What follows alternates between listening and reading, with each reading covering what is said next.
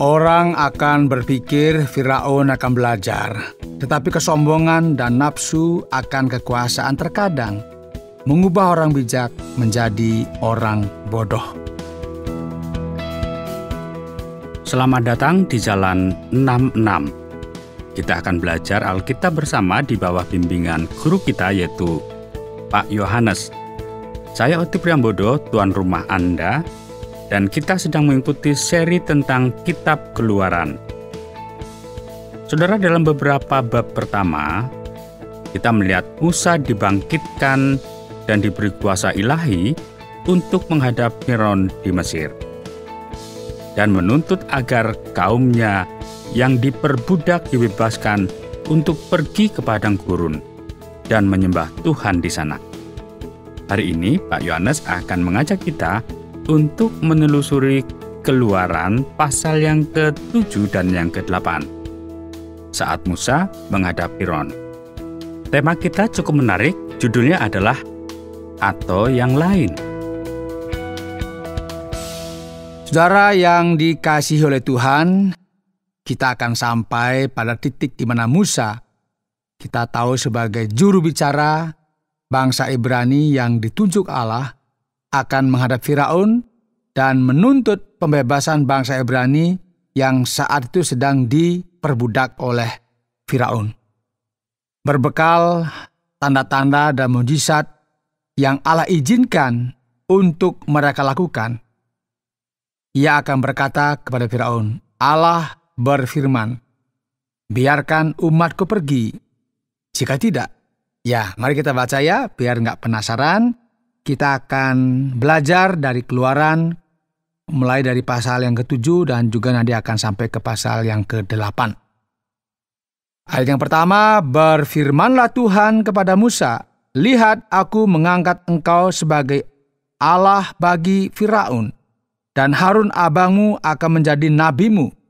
Engkau harus mengatakan segala yang kuperintahkan kepadamu, dan Harun abangmu harus berbicara kepada Firaun, supaya dibiarkannya orang Israel itu pergi dari negerinya. Tetapi aku akan mengeraskan hati Firaun, dan aku akan memperbanyak tanda-tanda dan mujizat-mujizat yang kubuat di tanah Mesir. Bila mana Firaun tidak mendengarkan kamu, maka aku akan mendatangkan tanganku kepada Mesir dan mengeluarkan pasukanku, umatku orang Israel, dari tanah Mesir dengan hukuman yang berat.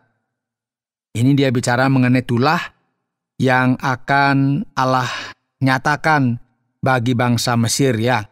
Dan orang Mesir itu akan mengetahui bahwa akulah Tuhan apabila aku mengacungkan tanganku terhadap Mesir dan membawa orang Israel keluar dari tengah-tengah mereka. Demikianlah diperbuat Musa dan Harun seperti yang diperintahkan Tuhan kepada mereka. Demikianlah diperbuat mereka. Adapun Musa 80 tahun umurnya dan Harun 83 tahun ketika mereka berbicara kepada Firaun. Jadi ini mungkin rujukan ya bagi yang melayani Tuhan itu usia 80 ke atas itu jangan dianggap terlalu tua ya. Ini buktinya Musa 80, Harun 83. Jadi semangat untuk melayani Tuhan. Kemudian ayat 8, dan Tuhan berfirman kepada Musa dan Harun, apabila Firaun berkata kepadamu, tunjukkanlah suatu mujizat, maka haruslah kau katakan kepada Harun, ambillah tongkatmu dan lemparkanlah itu di depan Firaun, maka tongkat itu akan menjadi ular. Musa dan Harun pergi menghadap Firaun, lalu mereka berbuat seperti yang diperintahkan Tuhan. Harun melemparkan tongkatnya di depan Firaun dan para pegawainya, maka tongkat itu menjadi ular. Kemudian Firaun pun memanggil orang-orang berilmu dan ahli-ahli sihir, dan mereka pun, ya ahli-ahli Mesir itu, membuat yang demikian juga dengan ilmu mantra mereka. Masing-masing orang melemparkan tongkatnya, dan tongkat-tongkat itu menjadi ular. Tetapi, ya ini catat ya, tongkat Harun menelan tongkat-tongkat mereka.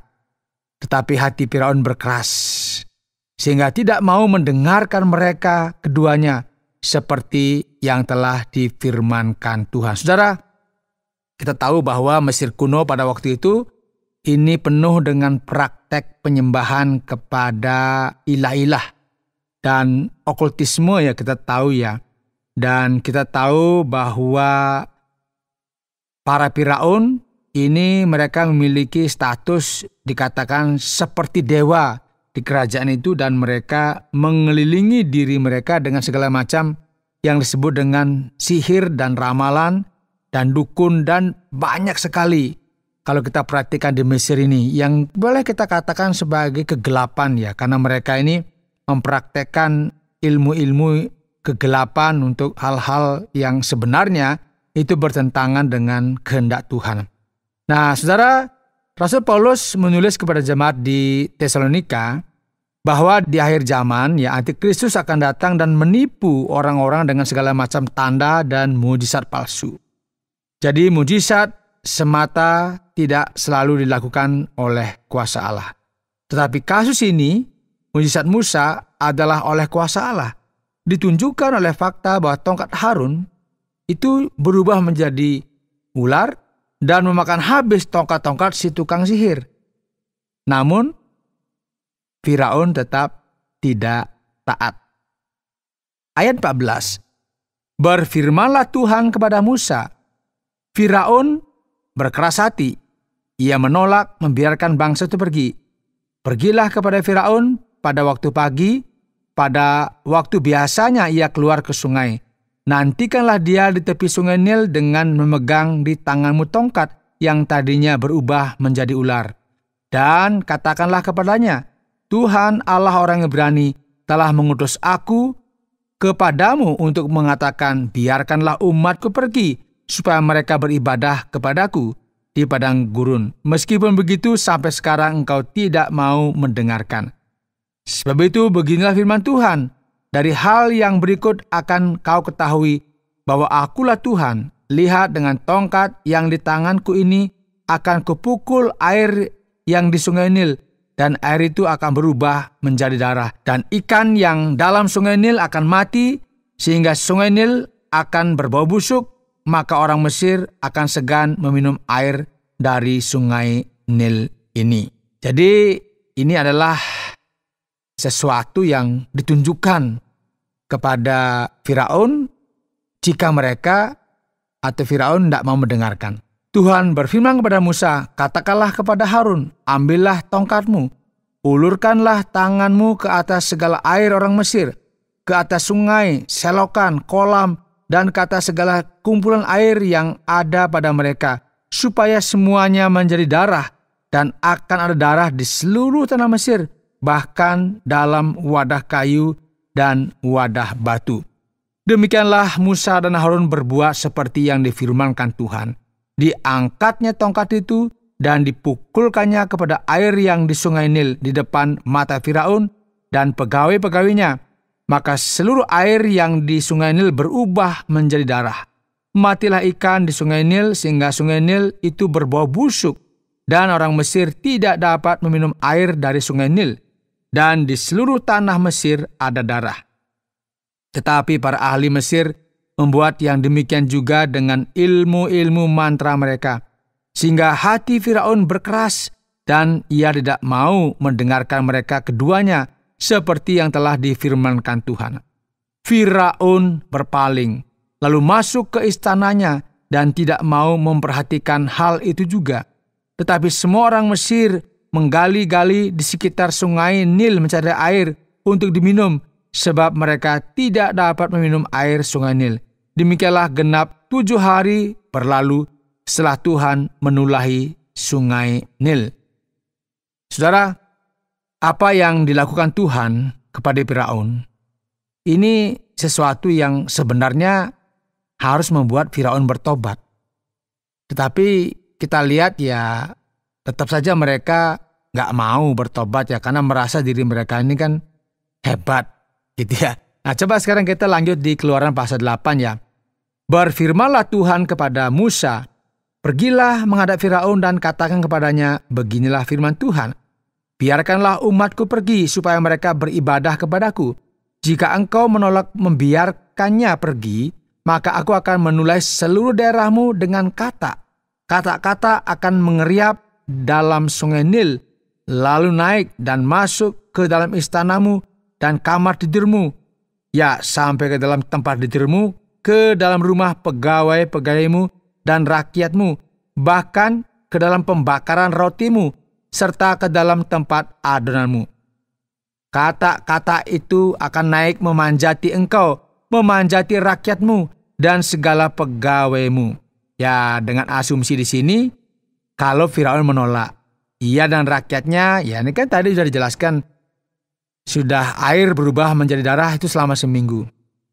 Tetapi ini rupanya nggak membuat hatinya lembut. Jadi sekarang yang datang kata-kata. Berfirmanlah Tuhan kepada Musa, katakanlah kepada Harun, ulurkanlah tanganmu dengan tongkatmu ke atas sungai, ke atas selokan, dan ke atas kolam, dan buatlah kata-kata bermunculan meliputi tanah Mesir. Lalu Harun mengulurkan tangannya ke atas segala air di Mesir, maka bermunculanlah kata-kata lalu menutupi tanah Mesir. Tetapi para ahli itu pun membuat yang demikian juga dengan ilmu-ilmu mantra mereka, sehingga mereka membuat kata-kata bermunculan meliputi tanah Mesir. Ini kayaknya saling perang begitu ya. Jadi Tuhan memunculkan kata, kemudian ahli sihir juga memunculkan yang sama. Ini nggak pernah berakhir ya, terus terjadi. Kemudian Firaun memanggil Musa dan Harun serta berkata, berdoalah kepada Tuhan supaya dijauhkannya kata-kata itu daripadaku dan daripada rakyatmu. Maka aku akan membiarkan bangsa itu pergi supaya mereka mempersembahkan korban kepada Tuhan. Saudara, ini sesuatu yang mulai menyurutkan hatinya ya, mulai membuat dia mulai keder, karena kalau kita baca di sini kan kata-kata permunculan begitu ya. Tetapi kita lihat di sini bahwa orang-orang yang disebut sebagai ahli-ahli atau tukang-tukang sihir, mereka juga membuat kata, tetapi yang tidak bisa mereka buat apa? Mereka nggak bisa menghilang kata itu. Jadi bingung, wah tambah banyak katanya. Kata Musa kepada Firaun, silahkan Tuanku katakan kepadaku, bila aku akan berdoa untukmu, untuk pegawaimu dan rakyatmu, supaya kata-kata itu dilenyapkan daripadamu dan dari rumah-rumahmu, dan hanya tinggal di sungai Nil saja. Katanya, besok. Ya, besok adalah hari iblis. Hari Tuhan adalah hari ini. Ya, jika kamu mendengar suaranya. Namun Firaun dalam kekerasan hatinya memutuskan untuk menghabiskan satu malam lagi bersama kata-kata itu ya. Kenapa nggak minta kapan supaya hilang? Hari ini dia bilang besok aja. Jadi dia berpikir siapa tahu hilang sendiri. Nah ini orang yang keras hati itu selalu menunda-nunda ya. Ayat 11, maka kata-kata itu akan dijauhkan daripadamu, dari rumah-rumahmu, dari pegawai-pegawaimu, dan dari rakyatmu, dan hanya akan tinggal di sungai Nil saja. Lalu Musa dan Harun keluar meninggalkan Firaun, dan Musa berseru kepada Tuhan karena kata-kata yang didatangkannya kepada Firaun, dan Tuhan melakukan seperti yang dikatakan Musa, sehingga kata-kata itu mati lenyap dari rumah, dari halaman, dan dari ladang. Dikumpulkan orang, bangkai-bangkainya bertumpuk-tumpuk, sehingga tanah itu berbau busuk. Tetapi ketika Firaun melihat bahwa telah terasa kelegaan, ia tetap berkeras hati dan tidak mau mendengarkan mereka keduanya, seperti yang telah difirmankan Tuhan. Saudara, mungkin kita punya pengalaman ya. Ya Tuhan, kalau saja Engkau mau mengeluarkan aku dari situasi ini, aku akan ... Kita berjanji kepada Tuhan ya. Namun ketika Dia menjawab doa kita, kita dengan mudah melupakan janji kita. Ketika kita melakukannya, kita sama saja dengan siapa? Ya benar, Firaun. Jadi nanti kalau kita berjanji sama Tuhan, Tuhan tepati, kemudian kita nggak tepati janji, kita sama dengan Firaun. Ayat 16, firman Tuhan kepada Musa, katakanlah kepada Harun, ulurkanlah tongkatmu dan pukulkanlah itu ke debu tanah, maka debu itu akan menjadi nyamuk di seluruh tanah Mesir. Lalu mereka berbuat demikian. Harun mengulurkan tangannya dan tongkatnya dan memukulkannya ke debu tanah. maka nyamuk-nyamuk itu hinggap pada manusia dan pada binatang. Segala debu tanah menjadi nyamuk di seluruh tanah Mesir. Para ahli itu pun membuat yang demikian juga dengan ilmu-ilmu mantranya untuk mengadakan nyamuk-nyamuk, tetapi mereka tidak dapat. Lihat, ini mulai kelihatan sekarang kan? Kekuatan mereka terbatas. Lalu berkatalah para ahli itu kepada Firaun, inilah tangan Allah. Tetapi hati Firaun berkeras, dan ia tidak mau mendengarkan mereka seperti yang telah difirmankan Tuhan. Ayat 20, berfirmanlah Tuhan kepada Musa, bangunlah pagi-pagi, berdirilah menantikan Firaun pada waktu biasanya ia keluar ke sungai, dan katakanlah kepadanya, beginilah firman Tuhan, biarkanlah umatku pergi, supaya mereka beribadah kepadaku. Sebab jika engkau tidak membiarkan umatku itu pergi, maka aku akan melepaskan pikat terhadap engkau, terhadap pegawai-pegawaimu, rakyatmu, dan rumah-rumahmu, sehingga rumah-rumah orang Mesir, bahkan tanah di mana mereka berdiri akan penuh dengan pikat. Tetapi pada hari itu aku akan mengecualikan tanah Goshen, di mana umatku tinggal, sehingga di sana tidak ada terdapat pikat, supaya engkau mengetahui bahwa aku Tuhan ada di negeri ini. Sebab aku akan mengadakan perbedaan antara umatku dan bangsamu. Besok tanah mujizat ini akan terjadi. Tuhan berbuat demikian, maka datanglah banyak pikat ke dalam istana Firaun dan ke dalam rumah pegawai-pegawainya dan ke seluruh tanah Mesir. Negeri itu menderita karena pikat itu. Lalu Firaun memanggil Musa dan Harun serta berkata, pergilah, persembahkanlah korban kepada Allahmu di negeri ini. Ya, ini Firaun berikan solusi ya. Mungkin win-win solution ya. Ya, boleh beribadah tapi jangan jauh-jauh lah. Ibadah di sini saja yang dekat-dekat. Dan mereka tidak boleh tinggalkan tanah ini. Ya, mungkin berpikir kalau ditinggalkan siapa yang membuat batu bata. Jadi rupanya Firaun boleh tapi dengan syarat. Tetapi Musa berkata, tidak mungkin kami berbuat demikian. Sebab korban yang akan kami persembahkan kepada Tuhan Allah kami adalah kekejian bagi orang Mesir. Apabila kami mempersembahkan korban yang menjadi kekejian bagi orang Mesir itu di depan mata mereka, tidakkah mereka akan melempari kami dengan batu?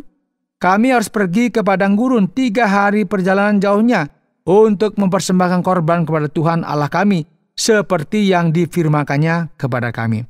Lalu kata Firaun, baik. Aku akan membiarkan kamu pergi untuk mempersembahkan korban kepada Tuhan Allahmu di padang gurun. Hanya janganlah kamu pergi terlalu jauh. Berdoalah untuk aku. Masih menawar tuh. Ya, masih ada tawaran. Boleh pergi tapi jangan jauh-jauh.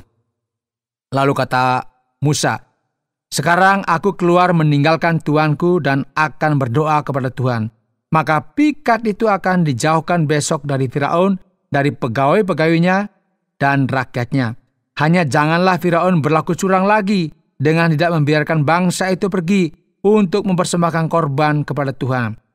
Sesudah itu keluarlah Musa meninggalkan Firaun lalu berdoa kepada Tuhan, dan Tuhan membuat seperti yang dikatakan Musa. Pikat itu dijauhkannya dari Firaun, dari pegawai-pegawainya, dan rakyatnya seekor pun tidak ada yang tinggal. Tetapi sekali ini pun Firaun tetap berkeras hati. Ia tidak membiarkan bangsa itu pergi. Saudara, ini kita harus melihat lagi episode berikutnya. Dan ada beberapa tulah yang akan ditanggung oleh Firaun karena ia keras kepala. Dan pada akhirnya dia harus tunduk kepada kedaulatan Tuhan. Ya, tentu Pak Yohanes. Kita akan masuk dalam sesi tanya-jawab pada program Jalan 66 kali ini.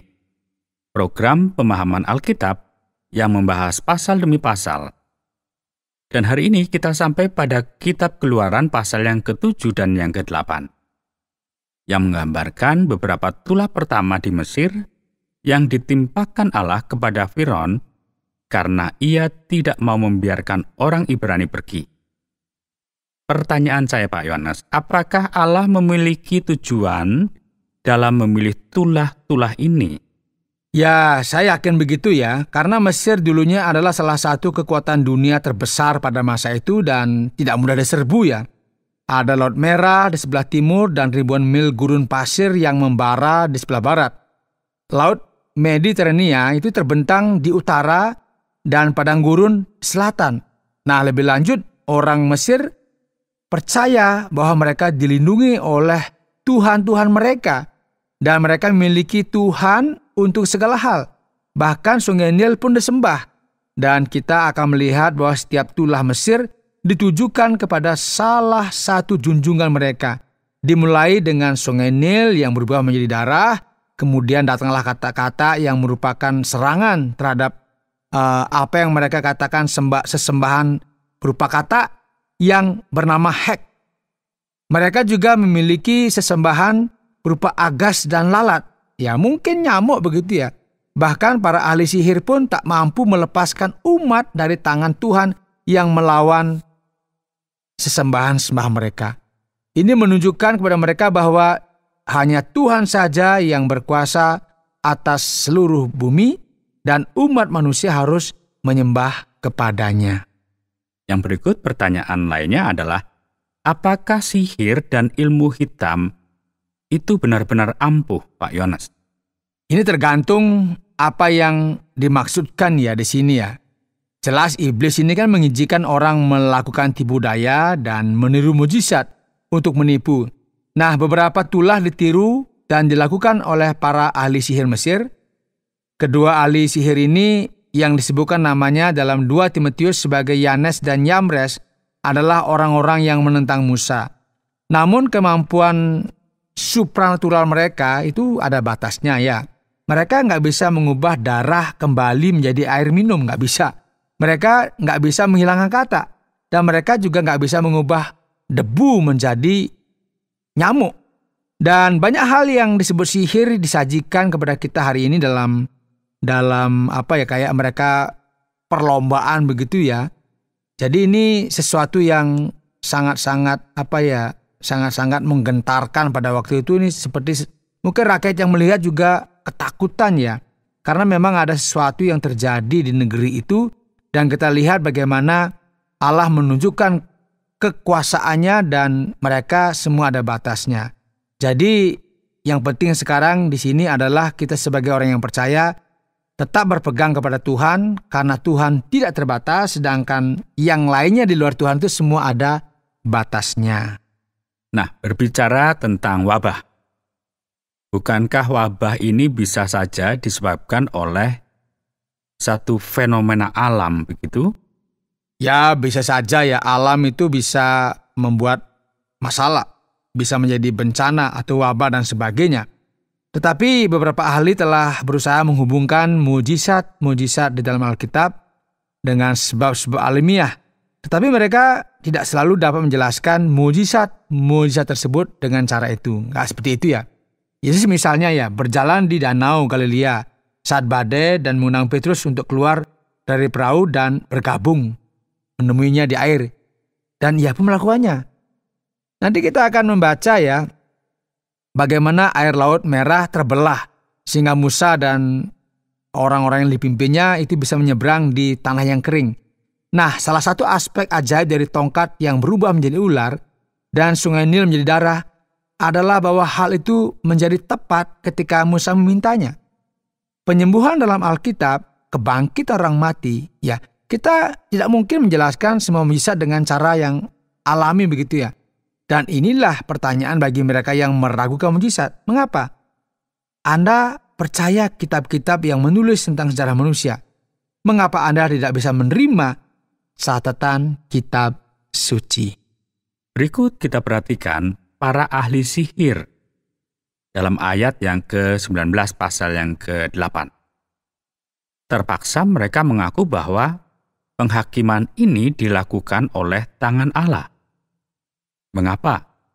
Fir'aun begitu menentang, padahal bahkan para ahli sihirnya sendiri pun menyadari akan hal ini.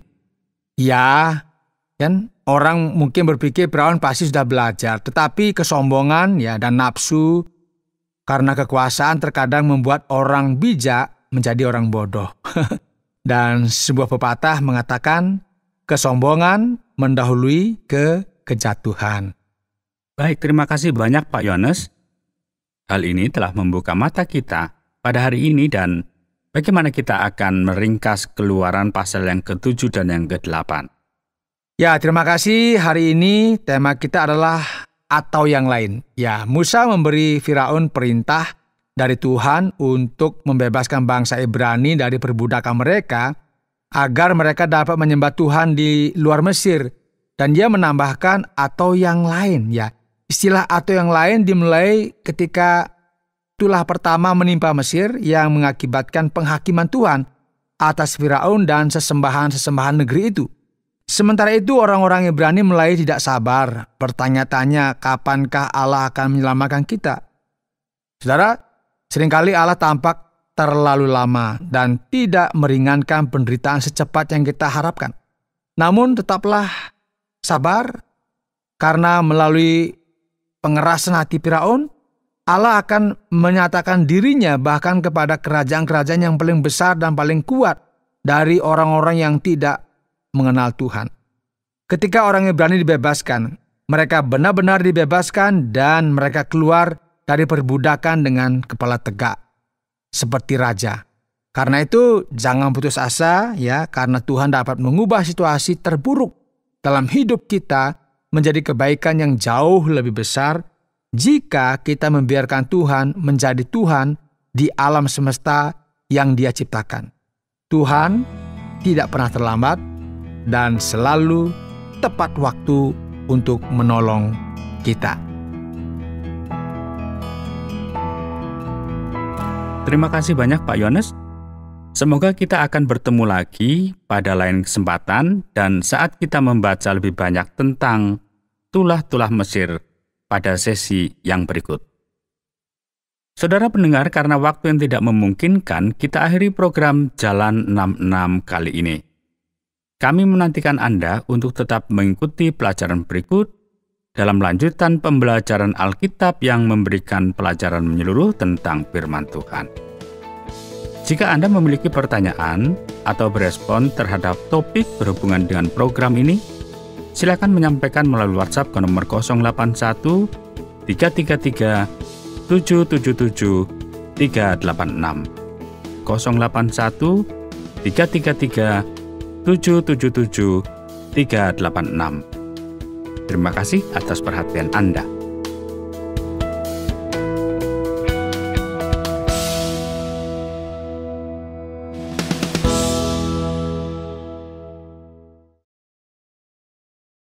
Terima kasih Anda sudah mengikuti program kami. Jika Anda diberkati, jangan lupa like, komen, dan share supaya Anda tidak ketinggalan setiap program terbaru kami. Jangan lupa juga untuk subscribe channelnya dan nyalakan loncengnya. Jika Anda ingin mendukung pelayanan kami, bisa melalui rekening kami berikut ini atau menghubungi kami di sini.